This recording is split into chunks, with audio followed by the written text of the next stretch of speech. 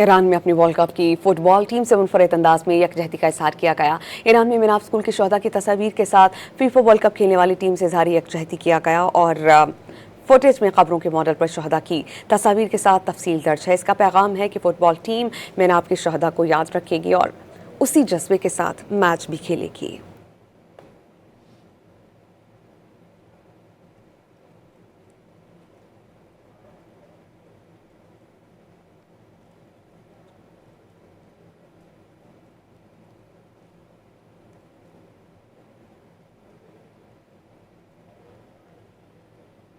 Iran में अपनी world cup की फुटबॉल टीम से मुनफरद अंदाज में यकजहती का इजहार किया गया। ईरान में मिनाफ स्कूल के शोहदा की तस्वीर के साथ फीफा वर्ल्ड कप खेलने वाली टीम से इजहार यकजहती किया गया और फुटेज में कब्रों के मॉडल पर शोहदा की तस्वीर के साथ तफसील दर्ज है। इसका पैगाम है कि फुटबॉल टीम मिनाफ के शोहदा को याद रखेगी और उसी जज्बे के साथ मैच भी खेलेगी।